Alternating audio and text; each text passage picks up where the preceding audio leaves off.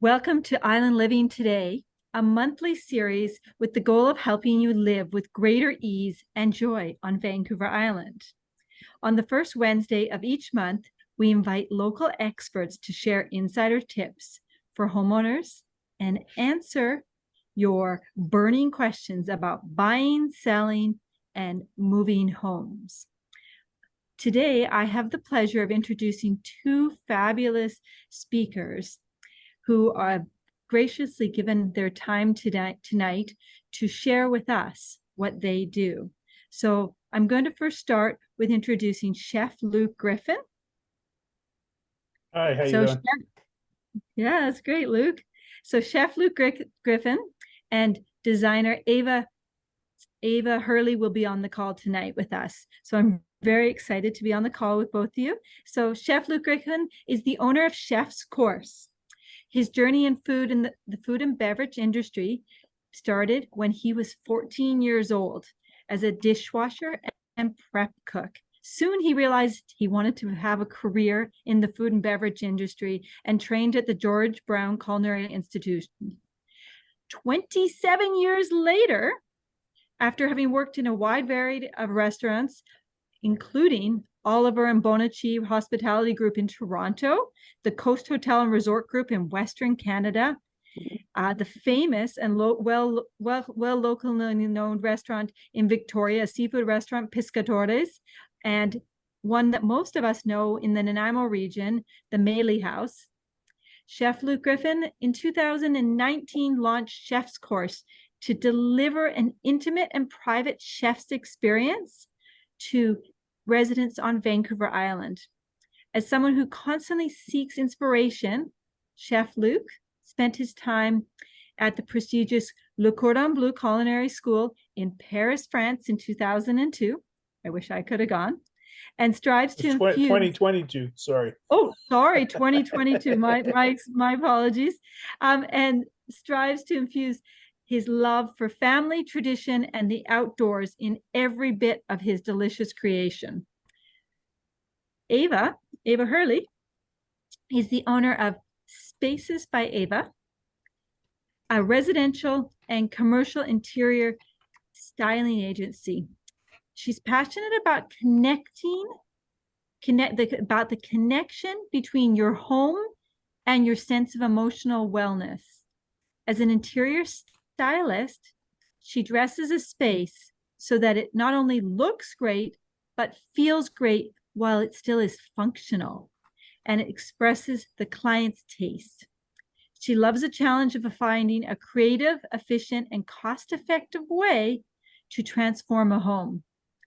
With vast experience living in Spain, South Africa, and Canada, Eva is happily settled on Vancouver Island, where she often takes inspiration from the great outdoors. She's a proud mom of 2 adulting children and a grandma of 3 fur babies, a supporter of all things local, and a promoter of living your best life now. I'm super honored to have both of our guests here today, and we're going to let Connie kick it off with Eva, and we'll get this show on the road. Okay, sounds good. All right, Eva, we have a couple of questions. We're going to start with some questions for you. So, oops, hang on here. Just making a little, bear with me. I'm trying to do, there we go. Okay. So Eva, first question. What is interior styling and how can it play a role in creating a positive experience for people gathering together? Well, good evening, everyone. And first off, I just wanted to say thank you, Laura and Denise and Connie, for this wonderful invitation to be a part of this event. It's great to meet some of you that I haven't met before, and let's get on with this event. So interior styling is a little bit different than, say, interior design or staging. So for myself, I feel like interior styling is the art of crafting a harmonious and joyful living / working space that reflects your personality and your lifestyle. It's got to be inspiring and it has to feel good. Your living space affects not only your mood and your well-being, but it also affects those of people that you invite into your home. So this is kind of timely that we're talking about this when we are all getting ready for the holiday season. Some of the things that I do when I'm doing interior styling is rearranging existing furniture for a client. Sometimes just the way furniture is put into a room can change the look and feel and the flow of the space. I find a lot of times people are pushing their furniture against the walls and creating this big space with this coffee table in the middle of the living room. And when you bring in the furniture, make it a little bit more intimate, it completely changes the look and feel of the room and makes it also more functional. Artwork, the way it's hung, mirrors, where they're located, colors can evoke different emotions as well. And adding textures to your decor, pops of color in accent pillows or throws can literally transform the look and feel of a room. When you talk about how it can play a role in creating a positive experience for people gathering together, well, first of all, you want to create an atmosphere where your guests are feeling comfortable and it's inviting and welcoming.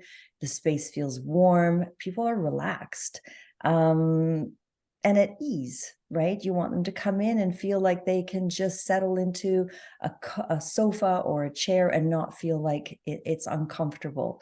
When entertaining, table decor is also a thing that I feel is really important to address, but it doesn't have to be complex. It doesn't have to be expensive. And sometimes the simplest things can make a table decor really pop and make people feel just super comfortable to sit down. I'm sure Chef Luke can feel the same way about that when he's setting his food around a table. What we're trying to do is literally create a mood and create a memorable experience for people when we invite them into our homes. Sounds really great. It totally makes sense because you can walk into homes where it feels really stuffy and you just uncomfortable. You don't know how to move or do anything, and you don't want any of your guests feeling that way, right? Yeah, exactly. What are some of your favorite ways to bring the festive spirit into the home? So I might be a little bit different than some. I know some people have boxes and boxes and boxes of Christmas decor. I've really simplified that over the years. I think when I had children at home, there was definitely, nativity scenes that I brought out, and there were train sets that went around the tree. So I'm at a different stage in my life right now, and my children have moved away. So my space is really more simple, and I feel like I can get away with doing less and still have a really powerful effect in my decor. I bring some favorite things out. The things that I don't love, I've just let them go. I have to be able to pull things out of a box and have some emotional attachment to them. I'm not really a big fan of a lot of consumerism decor. I tend to feel more attached and emotional to something that's locally made. It's got some natural textures to it. Those are the things that when I bring them out, I feel I don't tire of them. They're just classic and they're classic traditions. So, and those really are made out of natural materials. So metals or glass or wood. I think the biggest thing that I do is I bring greenery into my home, fresh greenery. Now, sometimes I'll go and I'll purchase it because it's hard to find it locally, but most of the times I'll forage for it in the woods or in a park, sometimes in my garden. I just did my planter out front of my house tonight, and I used fresh willow branches that I got at one of the local nurseries. Just those with some lights around it and some eucalyptus branches and some fresh cedar branches that I cut from the park. And suddenly you've just literally created this beautiful transformative planter. My Christmas tree is a little bit different as well. I think we've got a little bit of a video here that I finally finished this last night. I know there's designer trees out there that are super popular right now where it looks absolutely perfect and it looks like it belongs in a Better Homes and Garden magazine, but I'm pretty traditional. Every ornament, and there's hundreds of them on my tree, are reflections of a memory or an event that has been made over the years. So I've got Christmas decor that is, things that have been made by my children when they were younger. I have some that are over 60 years old from my parents that were made from repurposed fabric. So when I'm dressing the tree, it is a walk down memory lane. And I think that's part of my festive way of getting into the spirit. I have candles lit in my home very often. And I know some people maybe don't want candles, but there's flameless ones that are available as well. They really create a beautiful ambiance. They are just so calming, and they can really help with your sense of wellness as well at the end of the day, where it can be quite stressful being out and about Christmas shopping and trying to get everything done. Another big thing for me is music.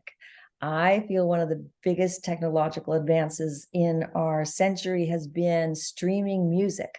And I always have music playing. I can choose my mood for Christmas. I can choose classics. I can choose jazz. I can choose pop. So I kind of integrate music with the whole sensory of candles. And I'll put some essential oils on that might smell like cedar or pine. Those are the things that really resonate for me of getting involved in the Christmas spirit.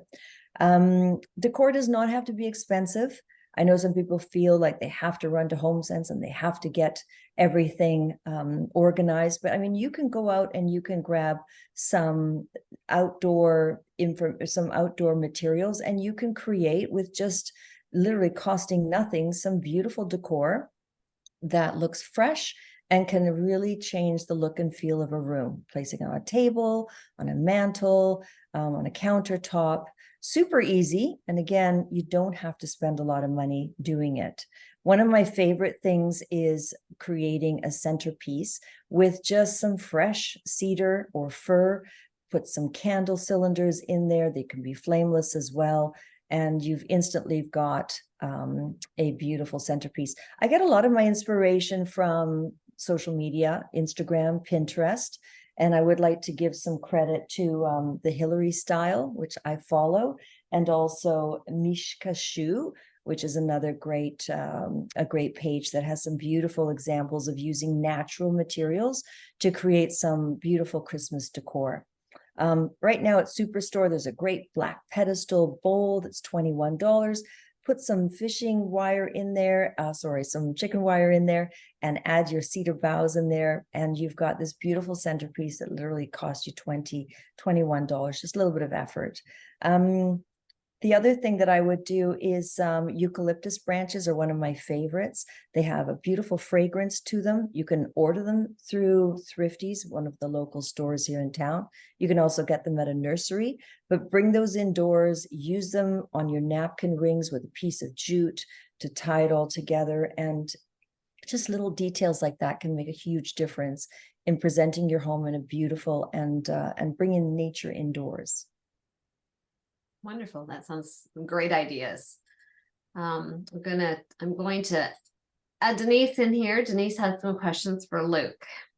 Before we do that, Eva, I love those little quick tips that you have. So the little trees that you had, were those in blocks of wood, I'm assuming?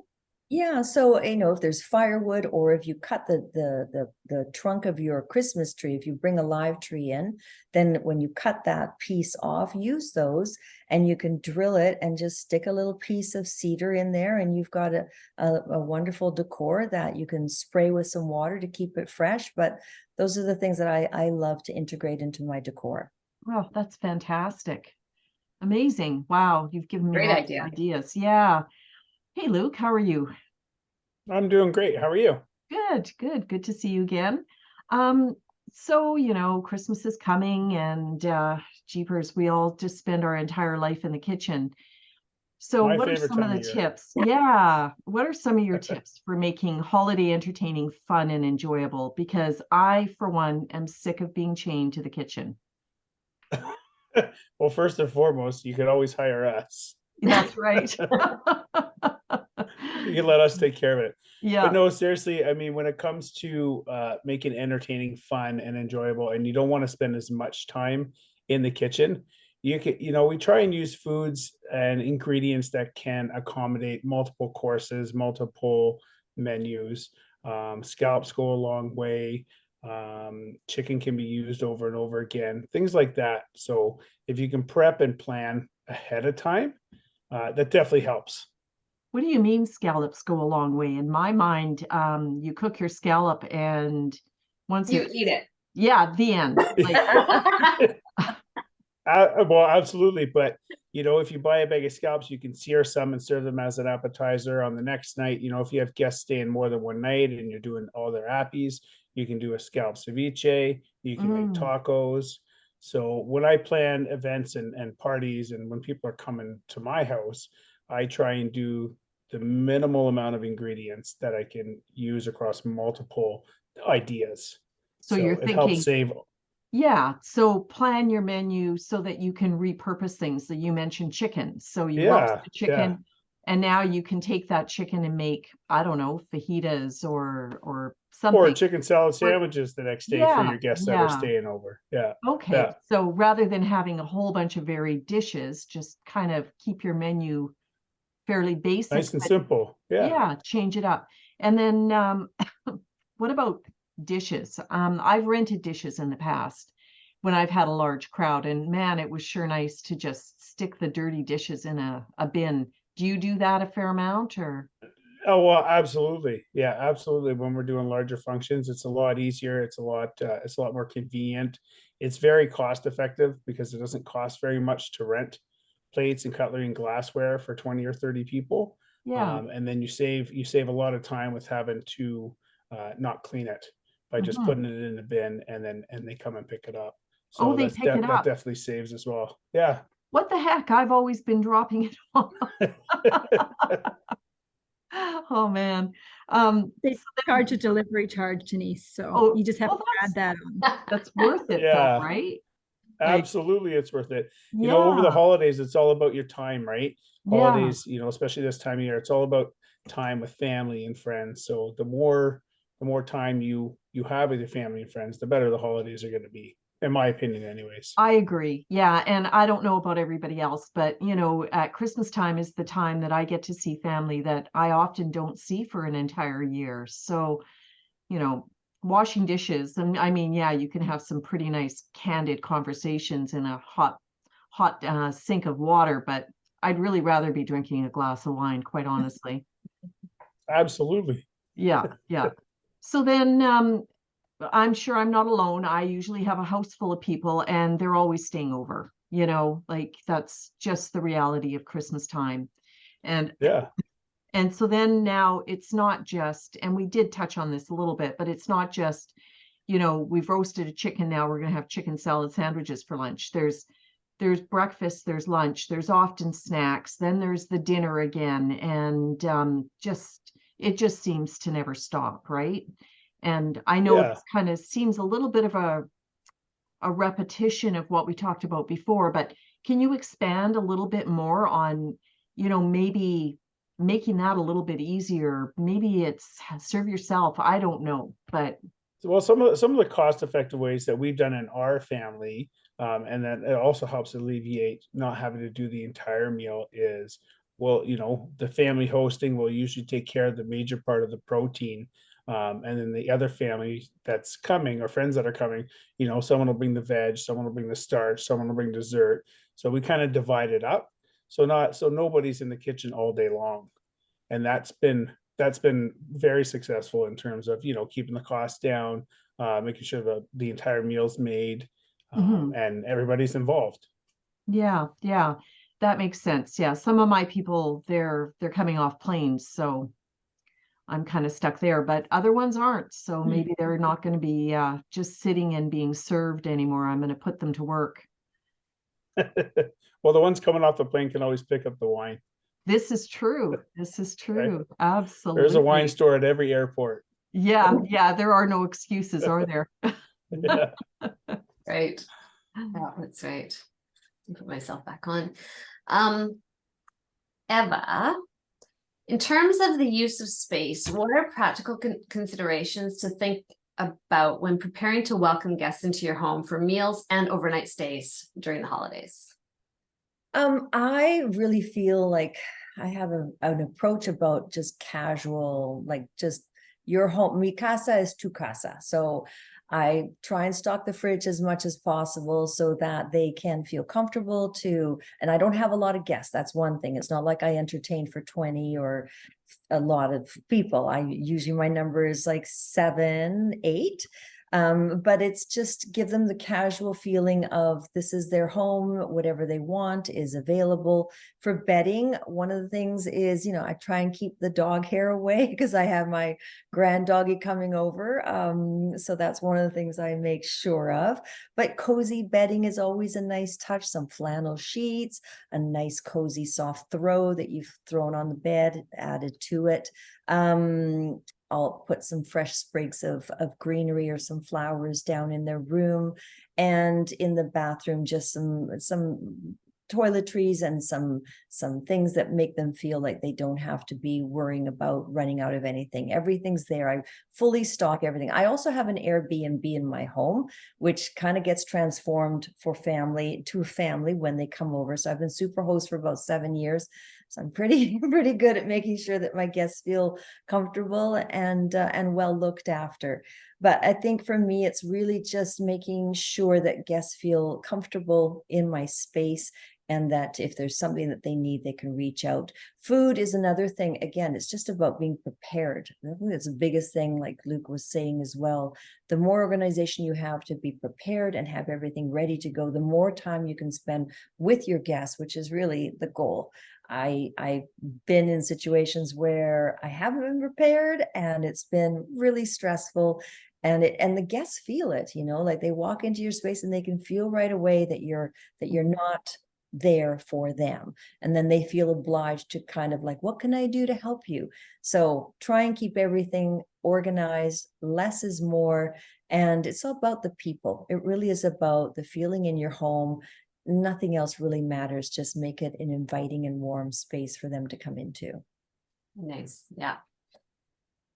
If we're looking to impress our guests, what are simple ways to add wow to our homes? And you've made several touches to this already. I'm thinking of all these ideas of next time I have guests in my house of what I want to do, but well, some of the things that I've done, again, over the years, my decor has really changed. I used to spend hours outside stringing lights on ladders, but that's changed as well.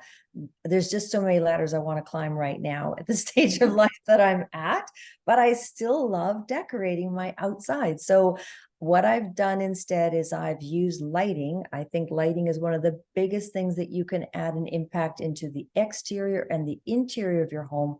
For the exterior, I found some great lights on Amazon this year, and I've put them in my front yard. I still kind of decorate my tree with some traditional Christmas lights, but I found these wonderful spotlights that are LED, and you can change the colors of them. So I love pops of color. It makes it look really dynamic, and just positioning them against some of the bushes that I have out there and my bamboo has really made a big impact on the front of my property.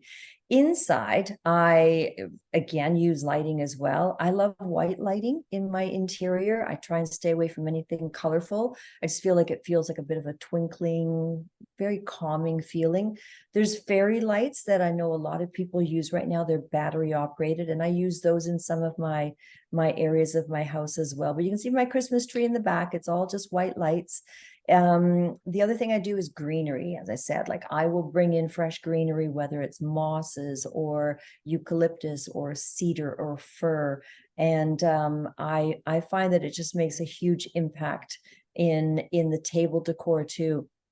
Got a couple examples there of a charcuterie table that we did, which is just butcher brown paper and just stretch it across your dining room table, put all your stuff on top, and then in the middle, just a simple arrangement of some eucalyptus and some fresh greenery that kind of just is at the height that makes the food stand out, not necessarily the arrangement itself. And then I've also got that picture of that pedestal bowl that you can get at Superstore, and you can add your greenery to it with some candles, and you've got a beautiful centerpiece. So simple, really. It's just, less fuss, but just a little bit of time spent in gathering some of this beautiful greenery and bringing it into your home.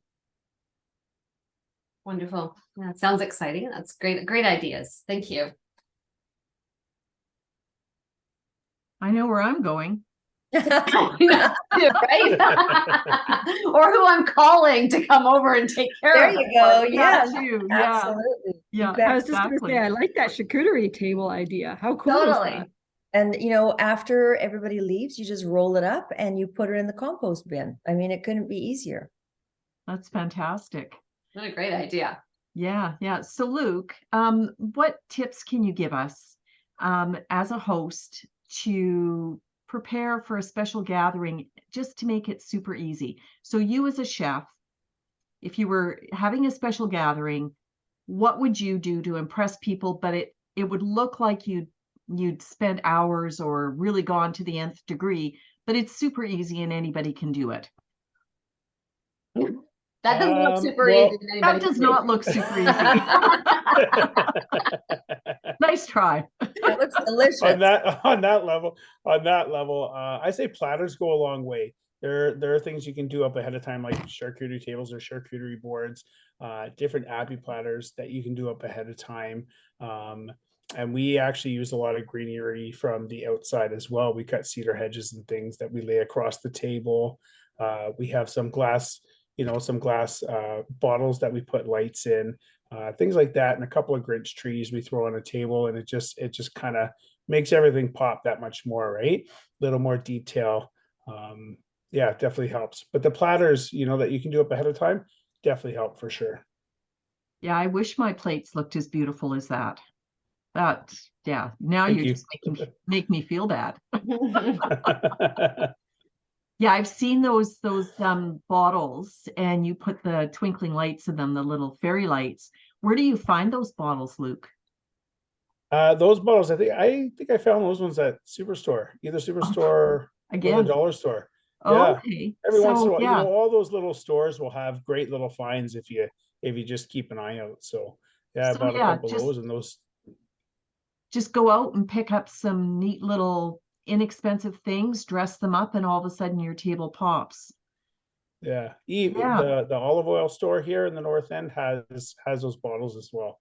Oh, neat. All of this and Okay. more. Yeah, I don't know about you, but everything that you buy these days the price is ridiculous and you're getting less. I think they call it shrinkflation. Like, yeah. yeah, we have a new term for it because it's just everywhere. So how do we keep costs under control? Do you have any tips for us for doing that I know my turkey, we get a fresh turkey and it costs us $120 for a bloody Yeah. turkey. Yeah.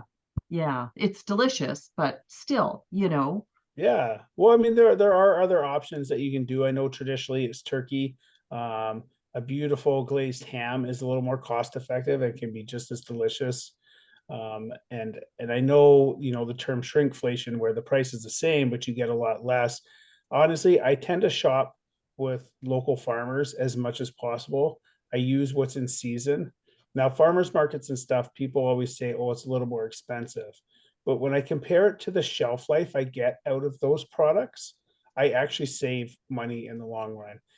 I can buy a bunch of carrots from a farmer and I can use those over 2 or 3 weeks, as opposed to buying something from a grocery store, which usually rots within the first week, yes, to 9 days. So I'm a big fan of supporting local. So I do try and shop with the farmers as much as possible.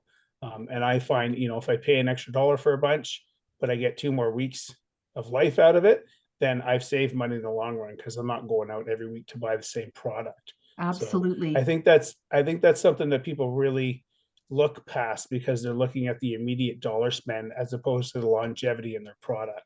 No, I totally agree. The last couple of times we've been lazy and we've just run to the grocery store, bought some broccoli, and never got through the head of broccoli before it went bad. Yeah. Both times I Yeah, had to throw it away. or it goes rubbery really quick too, Yeah, right? yeah, that too. Yeah. Yeah, no, and it's just criminal. You go to use Yeah, it and it's rotten and you've spent a bajillion dollars on it, and yeah, no, that's yeah. that's So a I say shop local and what's in season. Try and plan most of your stuff around what's in season. yeah. Um, So there's fall only so and much you winter can root do. vegetables and Yeah, and they're They would last hardier and better. starchier, and Yeah. you Yeah. know, and nuts and dried fruits and that kind of stuff too. Okay. Great. Those are great tips. Yeah, that makes sense. Yeah. Yeah. Eva, if folks are using the same holiday decor year after year, what is a cost-effective way to update their holiday look? You've touched on this a whole lot already, but can you think of something specific that somebody might have that you could take that, like, I don't know, I'm not good at this, but something specific that maybe they had that you could just take and transform it to something new? Like, I threw you under the bus here. That's okay. I think, you know, if people can, I know some people say they're not creative or they just don't have the ability of thinking outside of the box, but I think everybody has the intuition to know how they want something to feel. And I think if people just tap into that a little bit more and trust their journey with that, whatever it might be. I mean, go into a thrift store and find something there that maybe somebody else. I'm a real big fan of repurposing if you haven't already figured that out. But you know, there's wonderful materials, there's wonderful decor that's already been well loved that maybe somebody has had to part with. Bring it into your space and change it up a little bit. Sometimes even repurposing your summer planters. I had a friend who has taken her summer planters, spray painted them black from like a terracotta, and then added your different cedar or branches of greenery into it. And they've transformed those summer pots into something that is now for the holidays. Add some lighting to it, and you've got a beautiful focal point, curb appeal, or even inside that can really change the look and feel of a space. So I feel people just need to be a little bit more intuitive to what they want and maybe not worry so much about what is mass produced out there and what is on the covers of all the magazines. Like I said, I do go to Instagram and Pinterest for inspiration. I think it's a wonderful direction to go to, but don't become overwhelmed by it. Take whatever you can and integrate it into your home. And if it feels good, then just go with it. Nice. This is we talk about Christmas, but really this is a holiday time, and there's so many different beliefs and so many different ways of looking at this time. Most people want to invite warmth into their home during the winter season, but what are ideas that are universal and not specific to our, you know, our I would say our Western traditions or something like that encompass all kinds of different walks of faith, of beliefs and culture? For me, and I think for most people too, it's about ambiance. Like, how does a space feel when you walk into it? How does your space feel when you're living in it? And if you think about when you are out shopping, and not just holiday time, but when you walk into a store, are you feeling good in that space? Is there music playing? Does it feel welcoming? Or is the lighting really blue and cold and you just want to get the heck out of there? So that's another big thing, is lighting. I would say year round, holiday season as well, winter, because we've got these longer, darker days.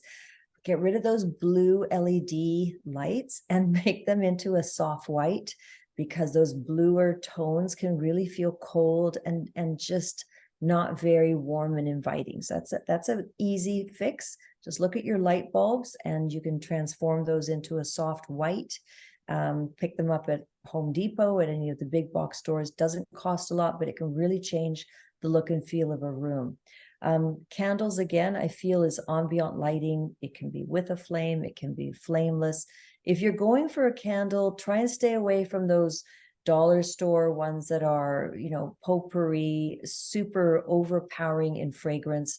They do nothing but really give you a headache. And I would say just stay with something natural like soy or beeswax. There's some beautiful options out there. If you want fragrance and you don't want it in your candle, take a pot, put some water in it, add some cinnamon sticks, add some rosemary, fresh rosemary, some lemon, some orange. Be creative, and all of a sudden your home it smells beautiful and just fragrant with natural scents. Music, again, I'm going to go back to that. I don't know who out there is not affected by music. For me, if I'm cooking, I've got music on. If I'm cleaning, I've got music on. I've got music on when I'm working. So it just depends on the vibe that I want. But, you know, whether it's classical or whether it's chill or whether it's pop or hip hop, I'll have my own private dance party in my kitchen when I'm cooking. And it just makes you feel good.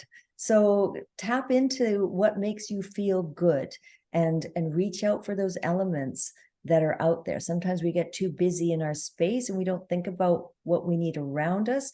But when we integrate those things, it can really make a positive difference into how we feel. Warmth. I've walked into homes and they're cold. The heat is turned down, the baseboards are off, and you're shivering. So if you have the ability of creating some warmth, turn the heat up a little bit. For those special gatherings, if you can, turn your fireplace on. I have an electric fireplace, but I also have a TV mounted behind me there. It's a frame TV, and I'll put the TV channel with the Yuletide longa there, and it's got those sensory things. You've got the log crackling with the flame, and it can really change the ambiance of a room. So don't be afraid to tap into those sensory things to really make your space feel super inviting and warm. It doesn't have to be just for the holidays. It can be any time of year. Lovely. Thank you. Yeah, that's amazing. I absolutely love candles and fires. It does make all the difference, that's for sure. Okay, so we've lowered our stress level by turning on music and enjoying the time we're cooking. So now we've got a group of people, and lo and behold, everybody has issues with what they can eat and what they can't eat. Luke, help. Well, I'm not when your it dinner comes, guest. Don't worry. I think you know, definitely worry about your guests' allergies, that kind of stuff. But I think the world of allergies tends to be overthought a lot. A lot of food is already gluten friendly. It's easy enough to keep nuts out of products, things like that. If there are multiple allergies, I would say scrap the regular flour and switch out rice flour when you're making your gravy, that kind of stuff. So there's so many great options out there now, whether they're ready prepared or not, to be able to offer such a wide variety of gluten-free, gluten products, products that don't contain nuts or soy. The world has come a long way in developing great products. So I don't think you'd worry about it too much. I mean, find out who has their allergies and just plan accordingly. Yeah. So for example, if you did have to switch out from a regular flour to a rice flour to make your gravy, is there gonna be a change in your gravy? Do you have to do anything else to augment it to get it to thicken up, or will it just thicken like a normal gravy? It will thicken. The rice flour, it'll take a little bit more. But there are some great all-purpose flours out there that I've used for clients that are celiac. They are all-purpose flours, and it is actually a 1-to-1 ratio substitute. So if your recipe's calling for 2 cups of regular flour, it's actually 2 cups of the gluten-free flour. Okay. So that's what I mean by the products that have been developed are pretty user-friendly these days. Yeah, because gluten-free seems to be the big one these days. You know, I don't know if we have Yeah. too much gluten in our diet, and a lot of people are becoming intolerant, but yeah, it's very common to have somebody who has a gluten intolerance at your table. That's for sure. Yeah, I think it's the amount of gluten that they've been putting into the wheat and stuff. Yeah. You don't see a lot of those issues over in Europe these days, right? Because they Mhm. don't use pesticides in their products. I've So heard, yeah, I've heard that. You're yeah, not the first person I've heard that from, that, you know, our processing has a lot to do with our intolerances, but we yeah, digress. Um, yeah. I'm a firm excuse me. believer in that. Yeah, well, natural. If you stick with natural, you can't go wrong. So from a chef's perspective, what would be some of the tips that you can give our guests tonight, or the people who have joined in, for preparing a delicious, memorable holiday meal? Do you have any great tips you can share? If you want to create something really memorable and really delicious, I would say don't try anything new the day of your event. Stick to things you've done in the past that you've done really, really well. Take your time, plan your meal. and do your best not to stress about it. You know, I think a lot of people try and create these elaborate meals and take on too much. I'm a firm believer of having, you know, a fewer side dishes and a really nice showcase piece of protein. And that meal tends to go a lot further than someone who's trying to create, you know, multiple side dishes and more than one protein. So less is more. Yeah, as it typically is, right? So how about sharing a recipe with everybody? What do you think? Could you maybe give us some tips on how to create a great charcuterie board? I've had your charcuterie, and just to let everybody know, it's to die for. It's absolutely to die for. Well, a lot of the charcuterie that I do, most of the stuff on the board I'll make myself. I do purchase, you know, some of the cured meats and prosciuttos and that kind of stuff from the local places around here, like Nesvog's and Meat Craft and so on. But one of my favorite recipes, it's not charcuterie, is my lemon curd. Oh, My okay. lemon curd always turns out yellow and always makes your cheeks just suck right in. So that's one of the, and to me, that's how I judge a great lemon curd, right? If it's making your cheeks pucker a little bit, then that's And what I say. do you serve fruit with your lemon curd, or you just serve it as it is? I serve it as it is. I tend to make nice little tarts out of it, and we'll do an Mhm. Italian meringue and torch that, and maybe add a little bit of raspberry element in there as well. Mm-hmm. So Yeah. Yeah, I've done a yeah, lemon curd with stewed blueberries, and it actually, yeah, yeah, yeah. you layer Lemon it. and blueberries go great. Yeah. Yeah, yeah, you layer it and it looks pretty spectacular. So you're going to share that recipe with us? I don't think we have it typed up, but I'm happy to word it for you if you like. Well, how do we want to do this? Does anybody have any suggestions? What we could do is post it after if you want to type it up. What does everybody think? You can post it in the comments on the YouTube channel, or people can, that's a great way to do it in the comments. Okay, Sure. great. That would be Yeah, I'll do fantastic. that for sure. That's great, Luke. I look What forward to what I trying it. will suggest when you do get the recipe for the lemon curd is purchase farm fresh eggs. Don't buy the grocery store stuff. Get the beautiful farm fresh eggs with really orange and yellow yolks. And why do you say that? Because of color mainly. My lemon curd turns out vibrant yellow, whereas if you're buying generic eggs, it tends to have this white tone to it. Okay. Okay. Yeah. And does it matter if the shell is brown or white?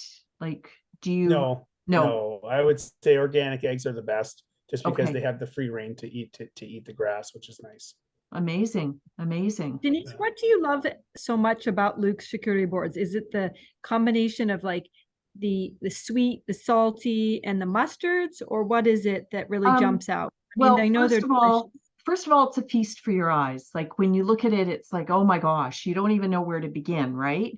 And then the one that I had that you made for us, it was open house that we were hosting, and it was a lot of mustards that were delicious, and then the mixture of nuts and dried fruit, as you mentioned before, and I'm trying to remember. Boy, it's going back. So this is how it's stuck in my mind. I haven't had it for what, 2 years now, Laura? Is it 2 years since we did that? I Almost think 3. so. Yeah, yeah. And it's still like it's in my mind. It's a real wow. So the whole thing, it is a feast for your eyes, right down to the last little bit you shove in your mouth. Like, Oh, well, I'm glad you guys remember that. I always try and yeah, make sure there's some spicy, some salty, yeah, different variety of homemade pickles, some different sweetnesses, some jams that have some spice in it, right? So there's endless combinations that you guys can make. yeah, yeah. I know what I like, try and recreate it. Meh, I fail miserably, but I guess my solution is to just buy your charcuterie. Yeah, you just send me a text, I'll get you set up. I was Awesome. going to say, I think that sounds like a great holiday welcome board to arrive to, especially with the work Absolutely. schedules. Yeah, yeah, for sure.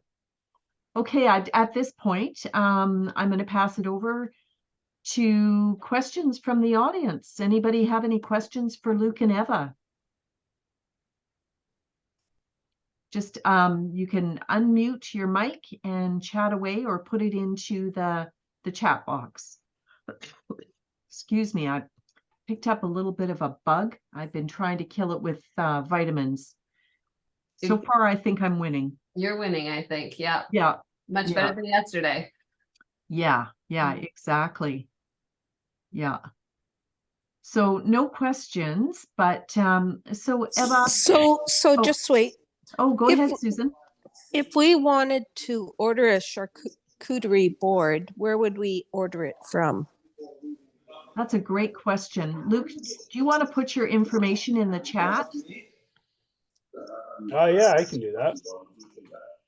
That would be great. Thank you. Appies are not my forte. I know, right? Like, so busy So doing I can everything else. I can share that one year for my birthday, Luke did my party, and he made duck with pomegranate pearls as an appetizer. And then what else did you do, Luke? It was just spectacular. It was the whole I island think we covered did- in appetizers. Yeah, I think we did I think we did oh, I don't know. We had different types of truffles with gold leaf. We had oh, Lots of mushrooms, 'cause I we had love a lot. mushrooms. Yeah, lots of mushrooms. I probably did some truffle mushroom cakes, things like that. Yeah, they were just absolutely delicious. And I mean, before we let Luke go, when we were chatting recently, he said his new famous love is desserts. And we haven't really touched on that, but to really to really add a wow to the end of a dinner. Luke, what's your favorite dessert right now and why? I've actually been playing with a lot of chocolate. When I went to Paris, I reignited this passion for desserts that was always kind of like there. But I've been playing with a lot of chocolate. So one of my most recent desserts we've been serving up is a dark chocolate and pumpkin mousse combination with a caramel whipped cream and some other stuff on there. But this turned out really nice. Yum. Crystal is asking what a good dessert is, or an appetizer that can be made a day or two ahead of time. Charcuterie boards will definitely hold up. I wouldn't put any crackers on there Okay. beforehand. Keep your crackers and your nuts off the board until you're ready to serve it. When you do serve those, bring them out an hour or two ahead of time so they can temper. Yeah. And what about desserts? Do you have any desserts that can be made ahead of time? I think most desserts can be made ahead of time. I tend to lean, when I'm doing larger functions, I tend to lean more towards tarts. Macarons hold up really well. When you make those macarons, you can actually get them into the freezer. They're good for about 3 months.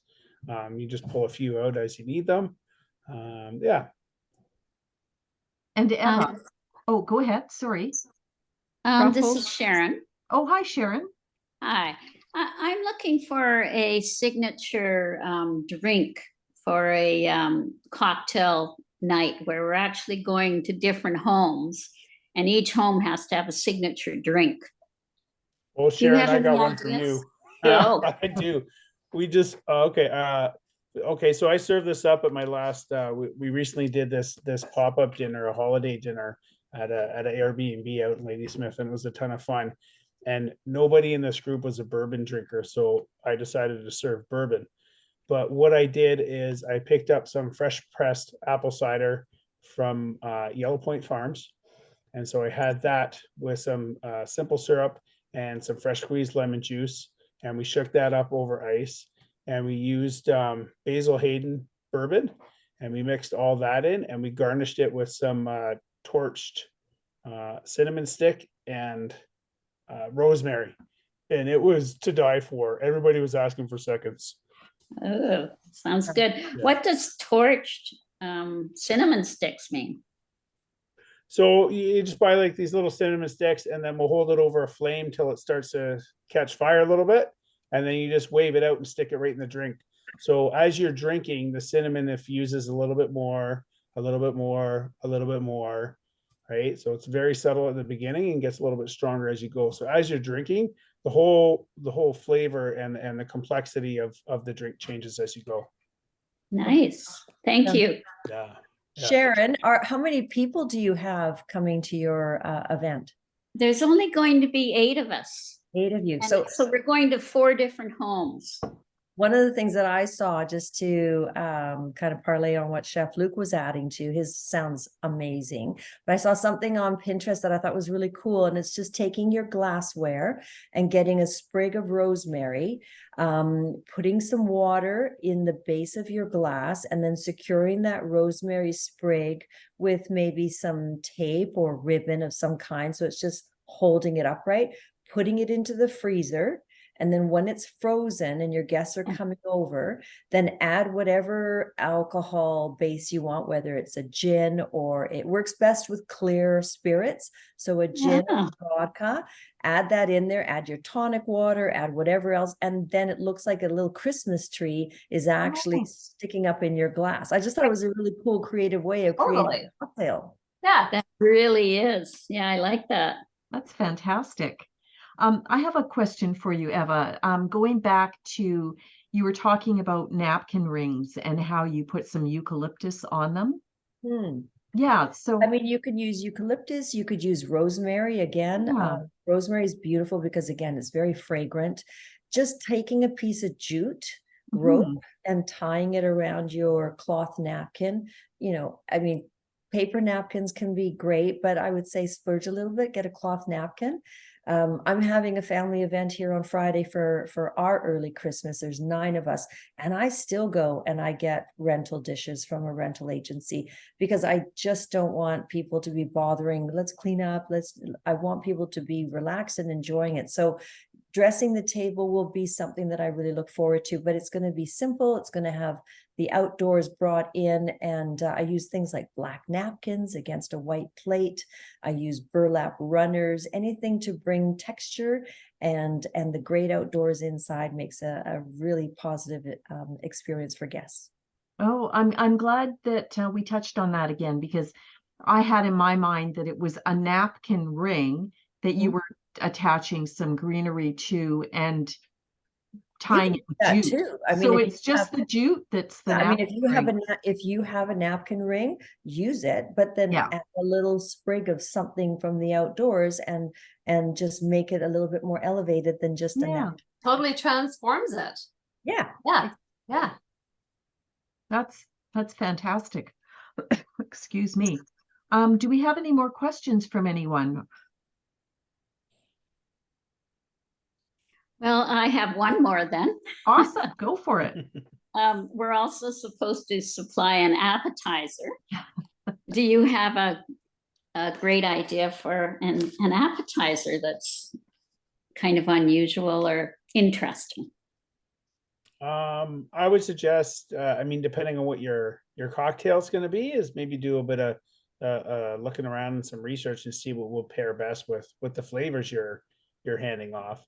Maybe you can interpret that into a really cool quiche, or some kind of tart that you can do ahead of time and not worry too much about putting together as people are showing up. Yes, that's a good idea. Okay. That sounds like a fun event, Sharon. Totally. Yeah, it I wanna is. come. Yeah, yeah. How do we get an invite? All right. You're all invited. Awesome. Awesome. Well, Okay, all right. Well, it's been great. If nobody has any more questions, I'll do the wrap up then. oh, we're all perfect. good. Great. Fantastic. So thank you everyone for attending this call. It was super great to have both of our talented and knowledgeable speakers. And if anybody is looking for either of their services, both the speakers can put their contact information in the chats easily, or Crystal can help us with that. But on closing notes, Eva was suggesting that if anybody is buying or selling, she can help, no matter who the agent is, preferably us, but one of us, but she can help with doing some pre-staging to make the home prepared for photography. And she can do that both in person and virtual, as well as if anybody has any downsizing goals or New Year's resolution goals, Eva's happy to come and do a consultation. And then on the Chef Luke's side, he has been able to share with us something really exciting. Many of you have heard, if you've ever lived in Vancouver, about Dine Out Vancouver. Well, Nanaimo has their second Dine About. So dineabout.ca. And this was started by some local restaurant owners in Nanaimo, I think from Camas, right, Luke? Yeah, that's right. Sarah from Camas. Yeah, Sarah's very progressive and very involved in the local restaurant community. So this is taking place January 17th to February 4th. And this is a fabulous opportunity to try some of the local restaurants you haven't already tried. And Luke will be part of that, launching 2 different menus and a contest as well. So a chance to win a custom dinner for 2. And we didn't really touch on it, but Luke's services can be as simple as dinner for 4 people in your home. They can be a custom birthday party. They can be platters delivered. They can be a work Christmas party, or they can be something as big as a wedding. So it's really super vast, but I know personally I've had some private, as small as 2. I had Luke make me Valentine's dinner one year, as small as 2 to 10 people entertaining in my home. And I've also had my birthday party in which I had him attend and make custom appetizers for my guests. And I can tell you it's worth every penny. It's quite a special experience to have, a personal chef in your home, especially one that caters your menu to all of your favorite foods for your birthday, as well as all of your favorite eating criteria. So never a dull moment, right there, Luke? Yeah, thank you. Well, and so thank you both so much for your time. And it was super great. I loved both your topics, and I've definitely taken away some great takeaways. And it was great to have all of our participants have questions this time. It was really fantastic. So thank you everyone for attending. We will be skipping the month of January, and we'll be back the first week of February with a really interesting topic all about estate planning, where we put together a lawyer and a bank and we let them battle it out. Should your estate be managed by your banker, or should it be managed by a lawyer? If not, how should you pick your power of attorney or executor to manage your estate? Thank you very much. And thanks for joining us. Thank you, everyone. Thanks. Thank you, Thank Eva. you. Thank you, Luke. Thank That was you. terrific. Thank you. It was. Thank you Merry very Christmas, much. everyone. Merry Christmas. Happy Great holidays. job. Happy holidays. Happy Bye-bye. holidays. And if anybody needs the links to contact Eva and Luke, just reach out to either Laura, Connie, or I, and we're happy to send them if you miss them. Absolutely. Have a wonderful evening, everyone. Bye. Bye-bye. Thank Good night. you. Good night. Good night.